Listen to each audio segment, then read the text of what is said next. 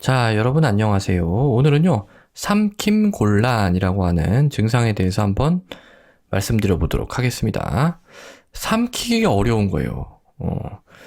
자, 이게 굉장히 불편하거든요. 그러니까 여러분들 삼킨다는 게요, 간단한 게 아닙니다. 이게 굉장히 아주 정교한 그런 복잡한 여러 가지 조절을 거쳐야지만 삼킬 수가 있는 거예요. 그게 안 되면은요, 이게 이제 굉장히 불편한데, 결국은 구강, 입에서부터 목적이 위까지 보내는 거죠. 그래야 이제 뭔가 위산이랑 뒤섞여서 이제 소화가 시작될 거 아니에요. 근데 구강에서 위까지 보내는 그 과정이 바로 삼키는 과정이라고 할 수가 있겠죠. 근데 그게 안 되는 겁니다. 그게 안 돼요. 그렇기 때문에 이건 상당히 좀 심각한 문제일 수가 있고요. 경고 증상입니다. 경고 증상이라고 하는 거는요, 그냥 내비두면 되는 게 아니에요. 이거는 반드시 여러분들이 병원에 가셔서 왜 그런가 그 원인을 밝혀서 치료를 하셔야 되는 그런 병일 수가 있다라는 거죠. 그래서 그 증상 관점에서 이 삼킴곤란이라는 거를 제가 한번 그러니까 좀 넓은 관점에서 한번 살펴보자는 거죠. 그러니까 우리가 뭐 여러 가지 증상이 있겠죠. 가슴이 아프고 배도 아프고 뭐 여러 가지 증상이 있는데 그 각각의 증상마다 우리가 생각해 나가야 되는 흐름이 있어요. 흐름이 있는데 이 삼킴곤란 같은 경우에도 특정한 어떤 흐름이 있어요. 근데 이제 어떤 식이냐면은요. 예를 들어 이런 거요. 어지럽고 기운이 없다. 이런 거는 이런 증상 같은 경우에는 너무 다양한 원인이 있잖아요. 뭐 순환기계 문제일 수도 있고 신경 쪽일 수도 있고 갑상선일 수도 있고 뭐 너무 많잖아요. 아니면 뭐 정말 암이 있을 수도 있고 거의 5만 가지 병이 다 일으킬 수 있는 거예요. 범위가. 기침이 나는 건 그렇지는 않겠죠. 그렇지만 그것도 범위가 꽤 넓습니다. 폐 쪽의 문제일 수도 있고 아니면 뭐 역류성 식도염일 수도 있고 후비루일 수도 있고 어쨌든 이런 여러 가지 기관지 뭐 쪽 계열을 생각한단 말이죠. 그래도 넓어요. 근데 삼키기가 어렵다. 이거는요. 정말 딱 정해져 있습니다. 이거는 인두. 우리가 삼키는 곳에 생기는 그거잖아요. 인두, 그리고 식도. 요 문제. 그러니까 그 범위 내에서 생각을 할 수 있는 거라는 거죠. 그래서 어떤 특정 진단이 쉽다는 게 아니라요. 우리가 생각의 범위를 좀 쉽게 좁힐 수 있는 그런 증상이라는 겁니다. 근데 이게 상당히 고통스럽고 불편한 증상이기 때문에 반드시 해결을 해야 된다는 거죠. 응급하다고 볼 수는 없어요. 이게 근데 응급한 경우도 있습니다. 아주 어큐트하게 오는 경우는 응급할 수도 있는데 대다수의 이제 좀 천천히 이렇게 오는 경우는 아주 이게 급하다라기보다는 계속 진행할 수 있기 때문에 진단을 받아야 된다라는 거죠. 좀 어렵습니다. 왜냐면 드물기 때문에 진료를 보다가 삼키기가 어려워요. 뭐 이렇게 오는 경우는 사실 뭐 거의 없다라고 해도 과언이 아닙니다. 그쪽 관련된 특수한 스페셜티에서 진료를 하는 게 아니라면 그냥 일반 내과에서는 거의 사실 보지 못하는 증상이라고 할 수가 있어요. 자, 그래서 그 증상이라고 하는 거를 어떻게 접근하는지에 대해서 한번 말씀을 드리고 갈게요. 일단 뭐가 불편한지 명확하게 딱 해야 됩니다. 정말 삼키기가 불편한 건지 그걸 좀 명확하게 삼키기가 불편하다는 게 뭔지 아프다는 건지 아니면은 뭐 걸린다는 건지 내가 이렇게 삼키는 그 행위 자체를 하기가 힘들어서 그러는 건지 이게 되게 다양하거든요. 삼킴곤란이라는 게 그걸 좀 명확하게 풀어낼 필요가 있고요. 거기에 맞게 적절한 질문을 해야 됩니다. 적절한 질문을 해서 아까 했던 그 질환들 인두 아니면 뭐 식도 거기서도 여러 가지 병이 있을 수 있겠죠. 그 병의 범위를 좁혀야 되는 겁니다. 자, 이렇게 병의 범위를 좁혔어요. 그러니까 이게 증상이라는 거에서 우리가 병을 찾아내는 방법은요. 의사들이 찾아내는 방법은 간단해요. 이 증상이 있잖아요. 그럼 그 증상에 맞게 구체화를 하고요. 증상을 구체화를 하고 그다음에 적절한 질문을 해가지고요. 그 리스팅을 딱 해요. 세상에 수많은 병이 있어요. 이게 전체 병이에요. 그럼 이 구체화 질문을 통해서 여기일 것 같아. 여기 요 녀석들일 것 같아. 그러면 요 녀석에 이 병도 있고 이 병도 있고 뭐 이렇게 있을 거 아니에요. 그 병 각각을 살펴보면서 이 병은 이 병에 3개가 있어요. 또 각각에 3개가 있다니까요. 이렇게 그 병에서 나타난 양상이 있을 거 아니에요, 양상들. 그거랑 요거랑 맞춰보는 거예요. 맞춰보고. 해서 가장 가능한 거 1번 뭐, 2번 뭐 해가지고 쭉 뽑은 다음에 거기에 맞게 검사를 진행하는 거죠. 그런 얘기고요. 자, 그래서 용어부터 좀 짚고 넘어갈게요. 삼킴곤란, 영어로는 디스파지아. 파지아가 이제 삼킨다는 겁니다. 디스가 잘 안 되는 거니까 삼킴곤란이 되는 거고요. 이 오디노파지아라고 하는 거는 삼킬 때 아픈 거예요. 삼킬 때 아픈 거, 그거고.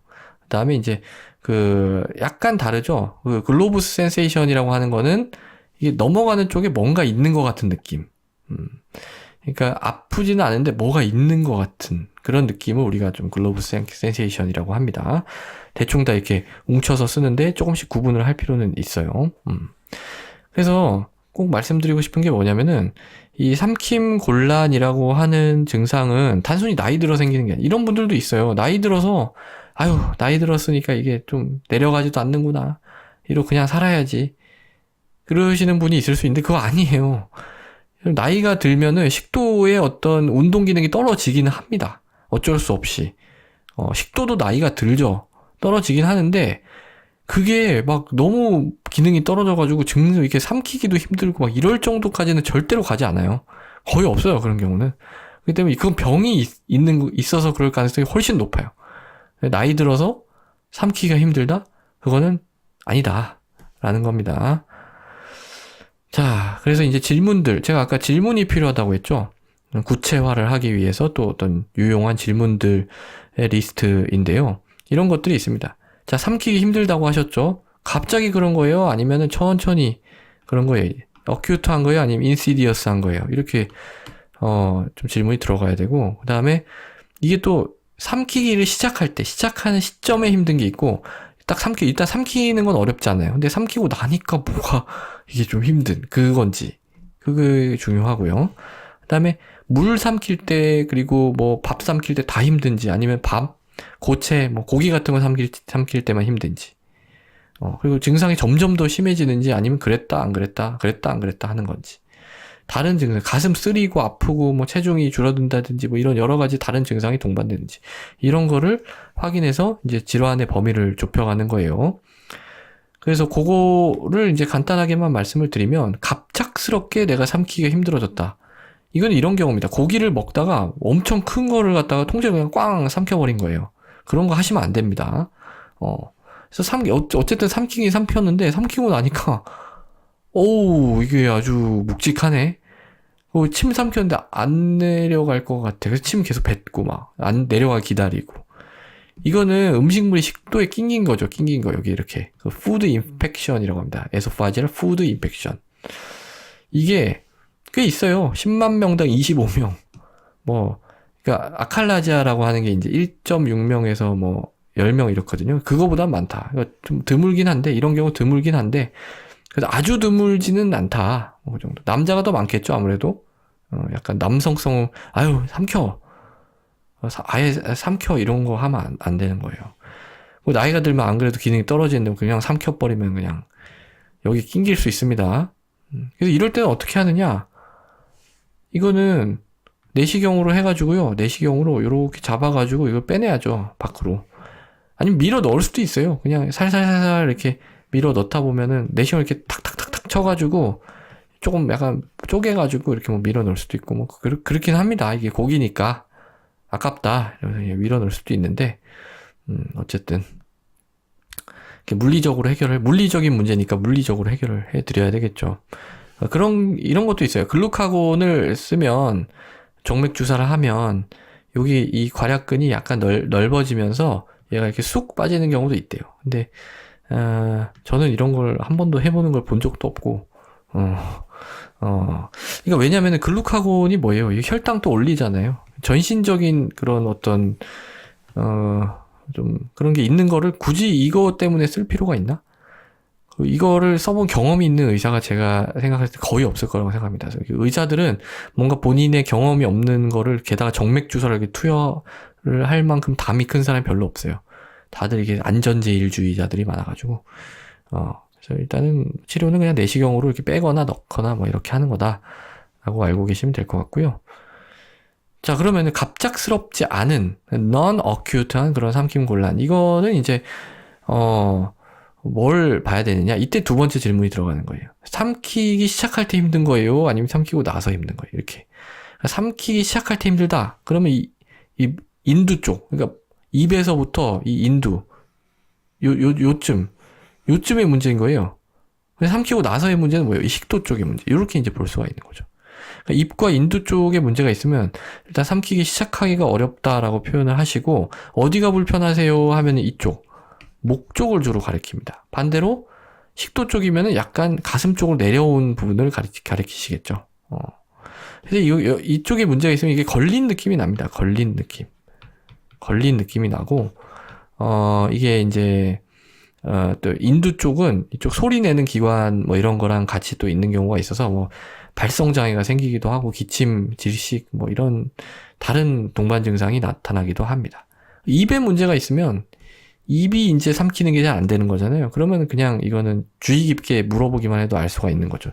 침 자꾸 흘리고 음식도 자꾸 흘리고, 그러니까 잘 안 삼켜지니까 조금씩 조각조각 산산조각을 내가지고 조금씩 삼키고, 말도 잘 안 나오고, 그러면 혀 움직임도 안 되고, 그러니까 삼키기 당연히 잘 안 되겠죠.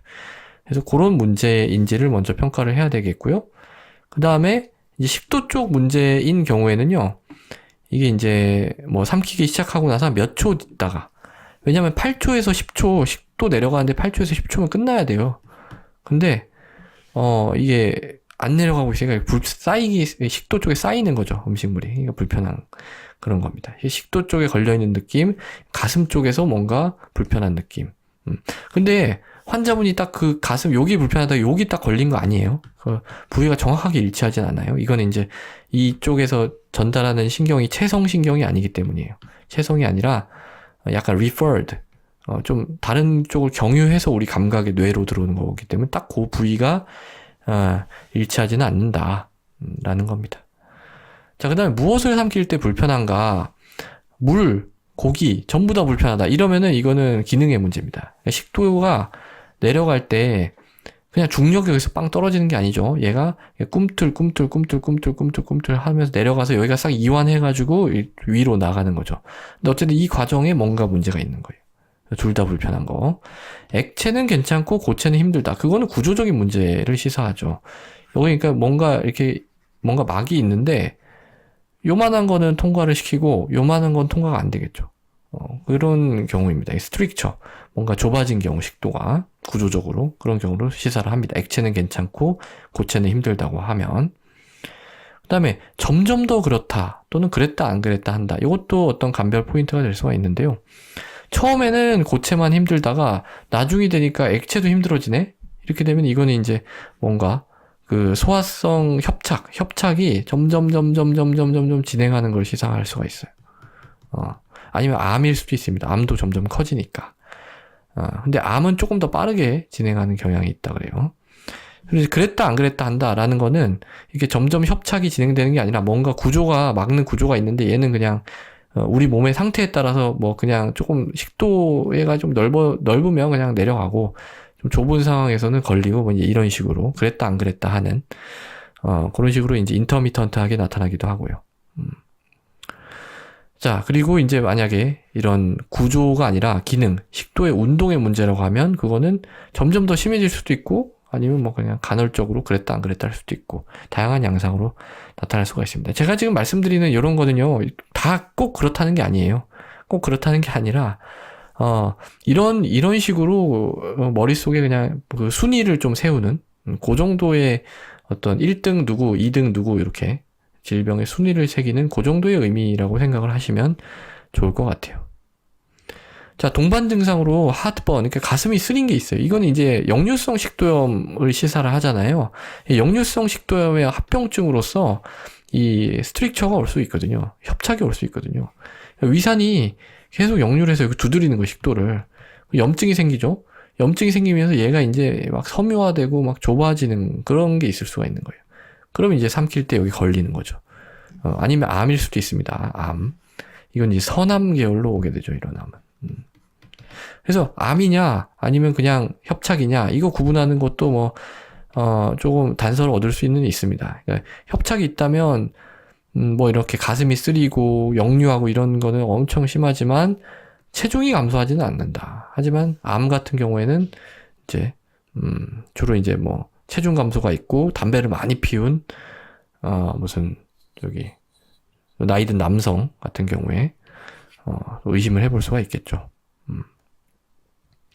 자, 그래서 이제 이 식도 쪽에, 그 삼킴 곤란, 그걸 접근하는 방법에 대해서 말씀을 드렸고요. 멤버십 영상에서는요, 이걸 이제 접근을 병 단위에서 하는 거를 좀 말씀을 드릴 거예요. 그러니까, 아까 제가 병 말씀드릴 때, 질환 관점에 요걸, 여기서 한번 따져봐야 된다고 했죠. 이렇게 좁힌 다음에 이 병들이 좀 나왔잖아요. 그럼 이 병 단위에서 이 증상이 맞느냐, 이 병의 특징과 그걸 한번 좀 따져보는 시간을 갖도록 하겠습니다. 자, 오늘도 경청해 주셔서 대단히 감사합니다.